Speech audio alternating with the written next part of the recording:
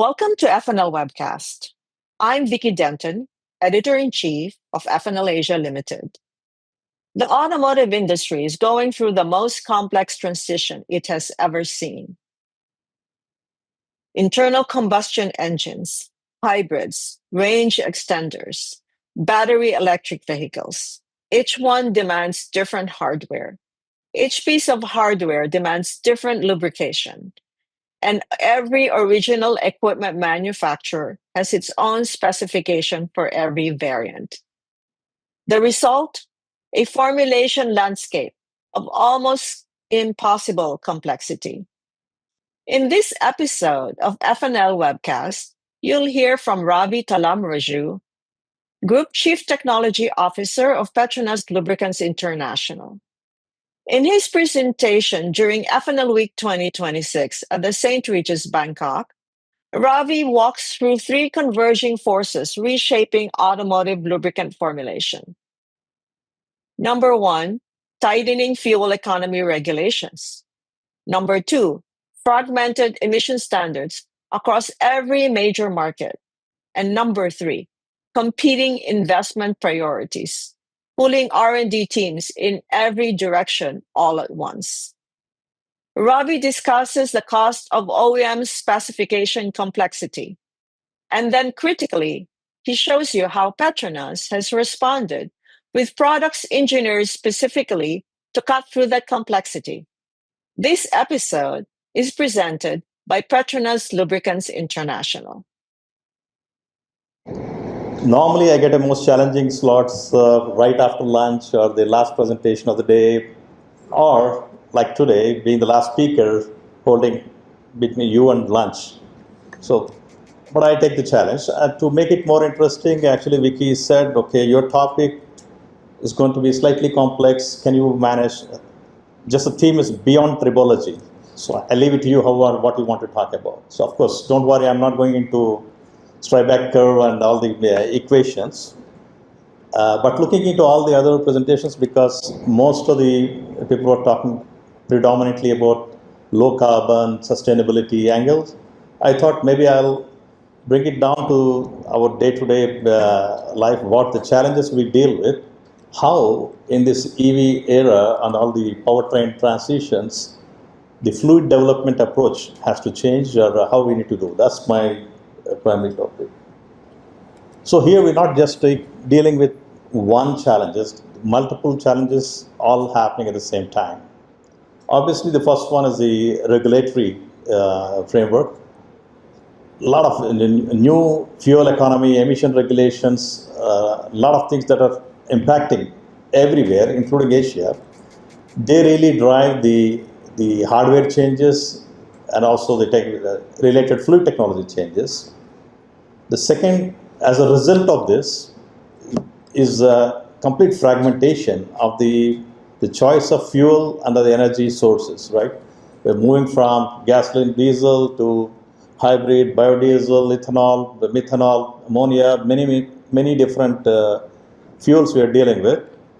And this really creates a new challenge, because all of them coexist in the same market, and the fluid requirements are very different for each of them. How do we actually, as an industry, tackle this extreme complexity and the rapidly evolving area part? And the third one, of course, is the competing investment priorities. That is the much bigger challenge. Now we have to invest into so many different technologies which are still evolving, and how do we prioritize the scarce resources in so many different ways, and where we want to put the bet on investment. So all these three are coming together at the same time. We all face this. I didn't include the bigger one, which is the sustainability, low carbon, on top of all of these things. So this is the big challenge when it comes to the lubricant development. We have to, earlier it was much simpler, life was much simpler, talking about the friction control. Now we're talking about much bigger areas we need to deal with. It's the fuel economy regulation. So that's the real driver reinforcing all these technology changes. what you really see, the penalty is the biggest driver. It's not because you and me are looking for improved fuel economy or looking for EV. It's because there's a huge penalty to as a way to control the this greenhouse gas emissions, the CO2 reduction limits. If you see on the chart, anything below the closer to 50 grams per kilometer kind of limit you reach, it becomes almost impossible to meet those kind of limits just using the internal combustion engine. That's where all kind of alternate options and sources are required to go below. And the penalties, as you can see, is significant. That's really the driver for almost every OEM to come with many different technology options. The key is the timeline of transition is very different for every market, and it's happening globally. It's not just limited to one country. As a engine manufacturer or vehicle manufacturer, you're dealing with all of these at the same time. And how do we develop a technology to cover the entire range of activities, or maybe a technology to cover maximum number of variants? That's really the key. It's not just chasing the standards. So how do we actually create fluids or lubricants that can cover the entire range of things? And coming to Asia too, it's not just a Europe or a North America thing, it's a global phenomenon. And every country has their own pathway or the timeline of transition for these emission regulations. So that's really is the biggest challenge. As a lubricant company, when we are designing the products and formulations, the key really is to how do we keep the whole picture in place and simplify everything. That's always a big challenge for all the technology team members in every lubricant company. Every major market, Europe, North America, China, India, has a different regulatory timeline with different standards, compliance deadlines, and enforcement mechanisms. And because OEMs need to sell into all of them simultaneously, they're developing not one powertrain solution, but many simultaneously. That's where the real formulation challenge begins. And because of these regulations, all of a sudden there's an explosion of a number of the fuel choices, the technology choices, energy choices, whether it is the biofuels, whether it is the hybrid or the partially hybrid or even a range extender, EVs, many different technologies. When you talk about hybrid, now we have every possible acronym possible. All 3-letter, 4-letter acronyms you see is because there's not one single way it can be addressed. Every OEM, every manufacturer has a slightly different way to handle this. So the challenge really is all of these are coexisting in the same time at a different maturity level. And as a lubricant manufacturer, if you are developing the fluids, how do we make sure we can cover more than one? We cannot obviously have just one specific to one particular application. We have to keep thinking of maybe not just the friction control of the traditional IC engine, but all the after treatment device requirements, so the alternate fuel requirements, different source requirements, electrical requirements, all of them. Now we need to be really focused on in developing a lubricant. Now we have to look at many different things, not just a traditional way of doing things. Again, engines are becoming, to meet all these regulations, they become smaller, hotter, running hotter, under much more severe application with very high power densities. At the same time, because you can't really control the emissions just within the engine, now the after treatment, so basically treating the exhaust to make it harmless, that has become much more complicated. And because of that, it brings a lot of chemical limits on the sulfated ash, the phosphorus sulfur, and many other things. And the different regulations like REACH and others make it very restrictive on the chemical box, what kind of components you can really use in this. And like I said, the hybrid brings its own kind of challenge in all of this. So this is the example you have seen many times on the diesel, heavy-duty diesel exhaust system. It looks like a big chemical plant. It is in reality, because what you can control out of engine is really, the limited. We cannot really go to the level of reduction what we're looking at. Then you can see in the exhaust pipe, there are so many different systems, all the kind of acronyms you can see on the left side. All these systems need to work together, and most of them are all using precious metals catalysts. They're very, very sensitive to sulfur, phosphorus, and some of the filters, they're very sensitive to the ash levels. So what really works in a lubricant, it may be good for the engine part, but they can cause a severe harm on the emission system durability. So all of a sudden there is a new chemical box restrictive, more and more restrictive on this. So how do we actually deal with this? So when we are developing any lubricant, it is no longer just looking into the performance side of the things. Now we need to also factor in all this after, the chemical box we need to stay within to make sure we can really stay with this. If you see, what you see at the bottom left is the Euro 7 that adds even one more additional ammonia slip catalyst in front of the diesel oxidation catalyst, DPF, selective catalytic reduction. So, and there are 12 or 13 electronic sensors to measure everything from the exhaust. And engine-bound computer is essentially real-time controlling everything, how much of urea injection need to happen, how much of AdBlue need to happen, all these things happen. So this is the complexity we're dealing with. When with the fluid side, we need to make sure you take care of the emission system durability.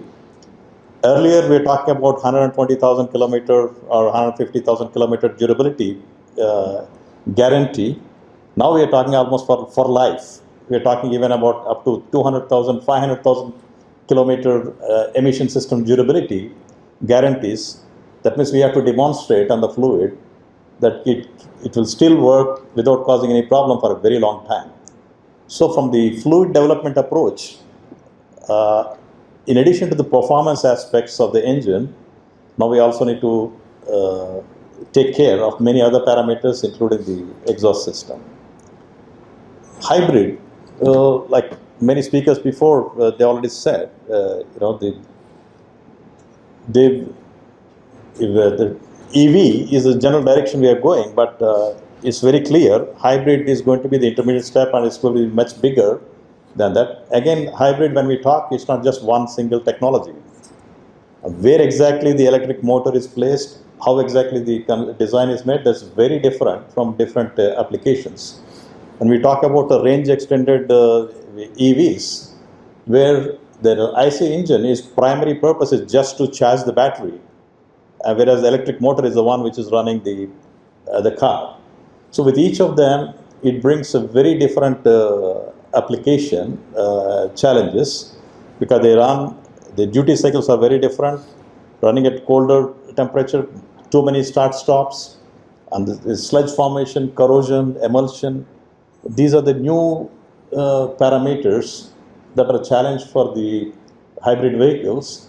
That means the lubricant formulations, even though they may be very robust for a traditional IC engine, all of a sudden now we need to have additional layers in the component selection, and also take care of the emulsion control, corrosion control, sludge and other requirements.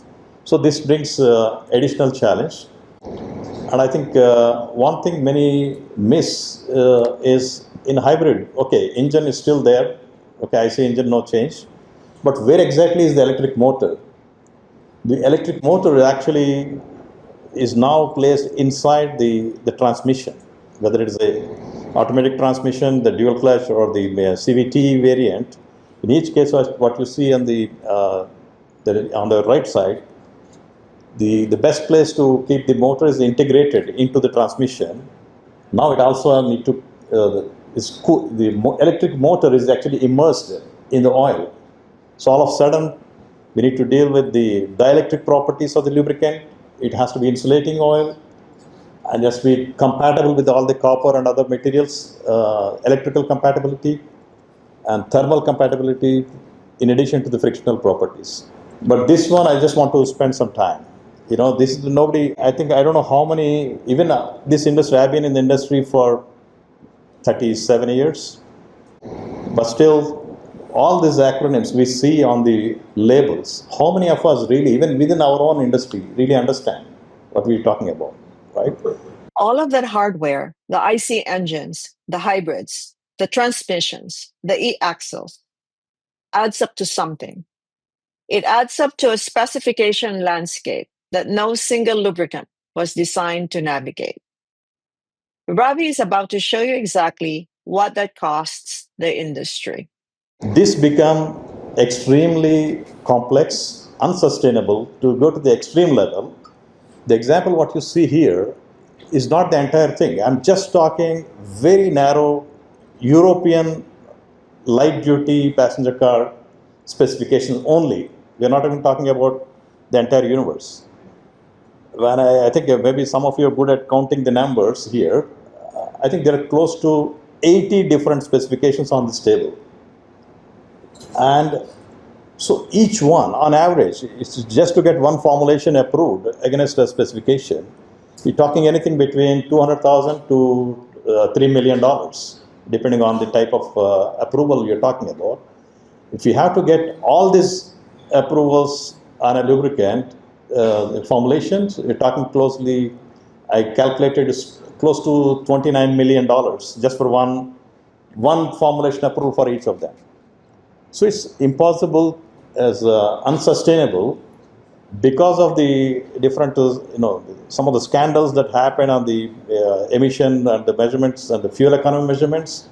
The OEMs have become extremely rigid in saying, okay, this is the only thing I can approve. I need to have a special formulation for each of this. This really creates an extremely complex environment. Because of this now, most of these specifications, there may be only one or two formulations approved, no matter which lubricant company is actually serving, because the cost of development is so prohibitive and it changes every 2-3 years. It's not possible for anyone to really manage this. So this is a call for, I'm a bit provocative on this. There has to be a better way to manage this. All the speakers talked about collaboration, innovation, the co-engineering. That is really, really required. We're working closely with OEMs and to have a better way to manage. In addition, we have all the other, so many others. Of course, we are not talking new category they're talking about.